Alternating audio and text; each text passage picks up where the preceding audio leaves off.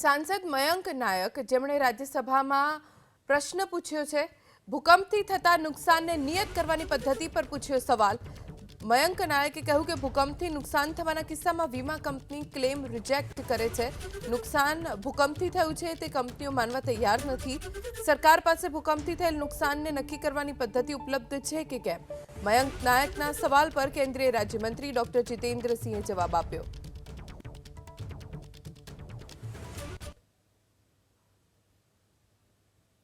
मैं माननीय मंत्री जी से पूछना चाहता हूं कि भूकंप से बचने के लिए आधुनिक मशीनरी और तकनीकी केंद्र सरकार ने उपलब्ध करवाई है, मगर गुजरात में कभी कभी 3 और 4 से तीव्रता वाले भूकंप के आ रहे हैं।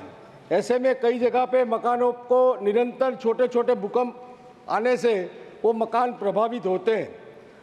वो मकान के अगर इंश्योरेंस लिए गए हैं तो वो इंश्योरेंस कंपनी वाले इस भूकंप के कारण इस मकान को नुकसान हुआ है वैसे मानने के लिए वो तैयार नहीं होते। सप्लीमेंट्री छोटा पूछिए। तो मंत्रालय के पास ऐसी कोई व्यवस्था है कि इस समय में इतनी तीव्रता का भूकंप आया था, उसका वो सर्टिफिकेट लेके वो इंश्योरेंस कंपनी को सबमिट कर सके, जिससे उसको जो इंश्योरेंस का प्रीमियम भरा है उसका भुगतान मिल सके। धन्यवाद। माननीय मंत्री जी ने, माननीय सदस्य जी ने अपना जो बिंदु रखा है उस पर मैं पहले भी बात कर चुका हूं, लेकिन इसमें ये जोड़ दिया जाए कि इंश्योरेंस का प्रावधान भी इसी सरकार ने लाया और अगर उसकी प्रिसाइज बात की जाए तो उसका नाम रखा गया रिस्क ट्रांसफ़र मैकेनिज़्म। तो एक रिस्क ट्रांसफ़र मैकेनिज़्म के तहत यदि भूकंप के परिणाम स्वरूप किसी इमारत में कोई दरार पड़ जाती है, क्रैक्स आते हैं, ये नुकसान होता है, तो एक मैकेनिज़्म है उसकी असेसमेंट करने का कि किस हद तक किस मात्रा में हुआ है और फिर उसके अनुसार ये अपेक्षा की जाती है कि इंश्योरेंस की ओर से उनको उसका मुआवजा या कॉम्पनसेशन मिलेगा।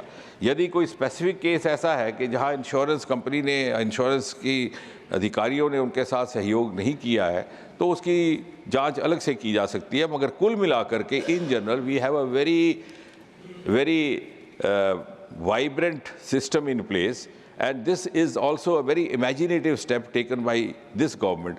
और उसके तहत जो पुरानी बिल्डिंग्स हैं अगर उनमें क्रैक आता है तो उनको फिर पुनः निर्माणित करने की भी व्यवस्था रहती है और जो नई बिल्डिंग्स हैं उनमें ये अपेक्षा की जाती है कि उनको नए मापदंड और साथ ही साथ जैसे मैंने कहा कि coupled whole ecosystem home owners guide नाम का एक गाइड बुक भी हमने जारी किया है, सिंप्लीफाइड गाइडलाइंस भी की हैं। तो अपेक्षा की जाती है कि कंस्ट्रक्शन करने वाली जो अथॉरिटीज़ हैं, एजेंसीज़ हैं या कंट्रैक्टर है या जो प्राइवेट व्यक्ति हैं वो उन गाइडलाइंस का पालन करें ताकि उस तरह की नौबत ही ना आए।